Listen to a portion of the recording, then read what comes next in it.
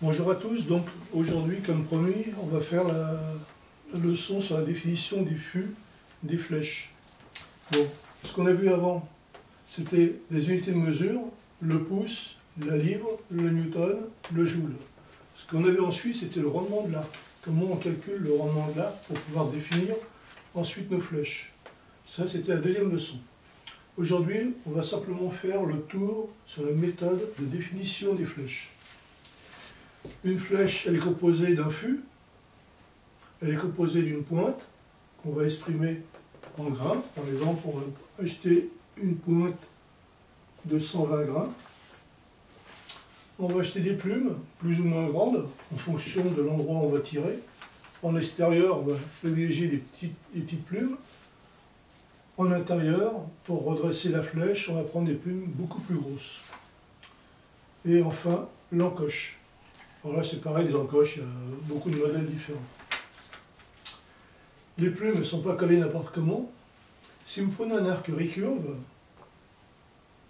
vous avez une plume qui est collée à l'horizontale, on va l'appeler la coque, et deux autres plumes qui sont collées en biais, qu'on va appeler les poules. Elles sont placées du côté de la poignée de l'arc. Par contre, si vous prenez un compound, la plume coque, elle est placée au-dessus, alors que les poules sont placées en dessous. Donc, quand vous achetez des flèches, faites attention, il existe plusieurs méthodes pour les coller. Ce ne sont pas les mêmes. Ça, c'était pour la définition de la flèche. Maintenant, comment on va définir ces flèches? En réalité, on ne définit pas une flèche. On va définir uniquement et seulement le fût. Donc si une personne vous dit il suffit de changer les pointes pour que ça marche mieux, etc., ça ne sert absolument à rien. Si vous avez mal défini votre fût, si vous n'avez pas acheté les bons tubes, ça ne sert à rien, c'est raté. Donc très important de bien acheter le bon fût pour pouvoir pour qu'il corresponde à la puissance de votre arc. On a plusieurs matières. La première des matières qu'on utilise, c'est le bois. C'est surtout réservé aux chasseurs. Les chasseurs utilisent le bois. Donc c'est pas un tube, mais c'est un rond, hein, plein.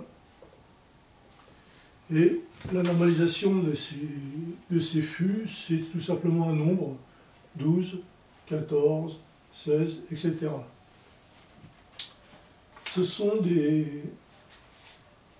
C'est en réalité une fraction de pouce. C'est 16 64e de pouce.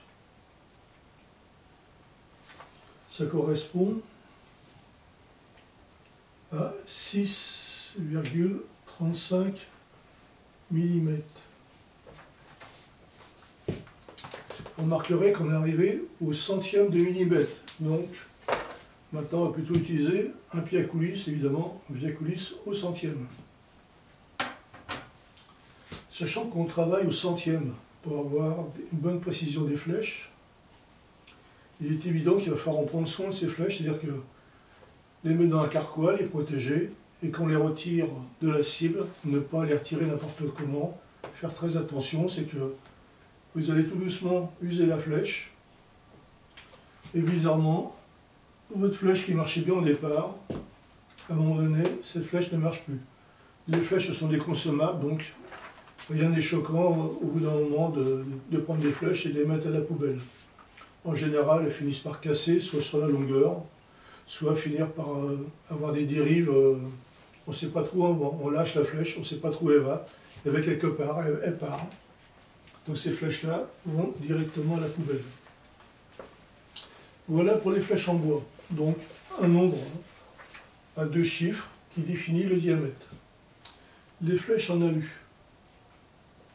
Là par contre, on va utiliser des tubes. Voilà. Et les flèches en alu sont normalisées par un nombre à 4 chiffres. Les deux premiers, c'est la même méthode que pour les flèches en bois, c'est une fraction de pouce 14 64e de pouce. Et ça, c'est le diamètre. Alors 14, ça correspond à 5,55 mm. Les deux suivants, ce sont des millièmes de pouce. C'est 0,016 millièmes de pouce. C'est l'épaisseur. Donc vous voyez qu'on est rendu quand même à une précision importante. Donc je rappelle, prenez bien soin de vos flèches, c'est très important, car ici, là, toute modification entraîne évidemment en cible des flèches qui vont un peu à droite, à gauche, mais certainement pas dans le jaune. Ça correspond à 0,404 mm. Voilà la méthode pour définir les flèches en alu. Le problème, c'est que c'est toujours une dimension, un diamètre, une épaisseur. On ne sait pas si la 14-16 est meilleure que la 16-16 ou la 16-14, enfin bref. On a toute une panoplie de flèches en aluminium. On ne sait pas quelle est en réalité celle qui correspond à la puissance de notre arc. Donc, un petit rappel, flèche en alu, deux nombres, le premier le diamètre, le deuxième l'épaisseur, en 64e de pouce, en millième de pouce pour l'épaisseur.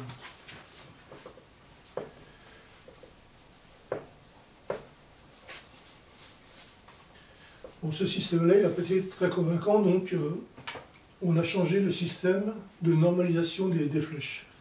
Aujourd'hui, on utilise ce qu'on appelle le spin.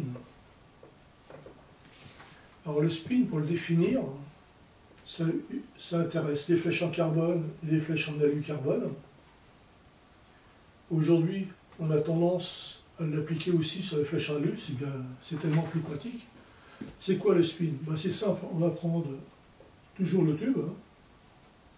Vous remarquerez qu'on ne parle pas de flèches, on ne parle pas des pointes, on ne parle pas de plumes ni quoi que ce soit.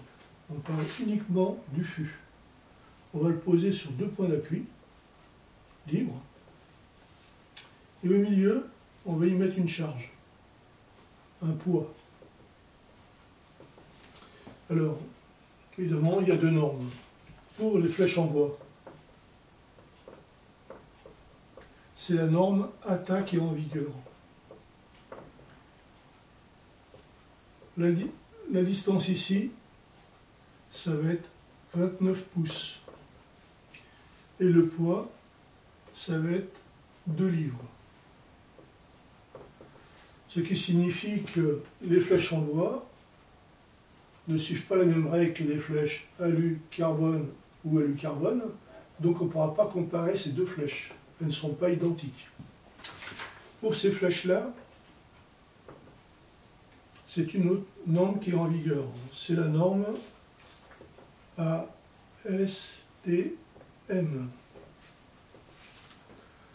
Ici, l'anthrax, ça va être 28 pouces.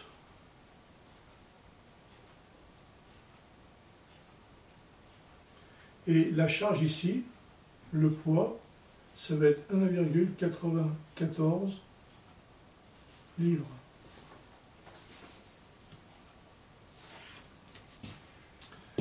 Voilà, le tube, en fait, lui, il fait 29 pouces.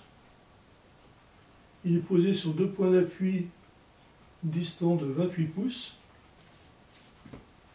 Voilà, pour ceux qui sont perdus, 711 mm.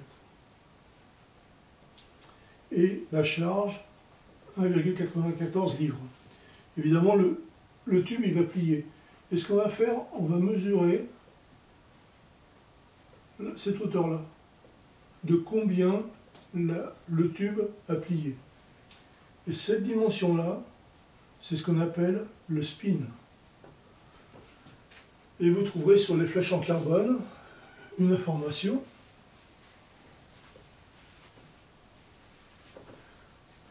Sur la flèche, en général, on va trouver le diamètre. C'est pas très utile, mais on trouve le diamètre. Et ensuite, on trouve un nombre, 1000, 1200, 1500, etc. Eh bien, ce spin, ce sont des millièmes de pouces. C'est-à-dire que là, cette flèche s'est déformée exactement de 1 pouce, soit 25,4 mm. Voilà comment a été défini le spin des flèches. La prochaine séance, je vous expliquerai l'envers du décor. Pourquoi on en est arrivé là et pourquoi c'est très intéressant de connaître le spin d'une flèche et non pas son diamètre ou son épaisseur. Voilà, on a fait le tour de toutes les flèches. À noter, les flèches en carbone alu, ce sont des flèches entre guillemets aujourd'hui les meilleures. On a associé deux matières différentes pour arriver à avoir un bon compromis.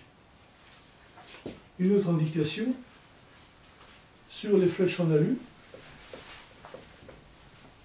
je vous ai expliqué qu'elles étaient définies par un nombre à 4 chiffres. On trouve le diamètre, on trouve l'épaisseur, on ne trouve pas de matière. À savoir qu'il existe plusieurs fabrications. Vous avez les Américains qui fabriquent des flèches, et elles sont en matière X7. Alors qu'en Europe, suivant la norme EN, nous avons une autre matière qui est le 70-75A.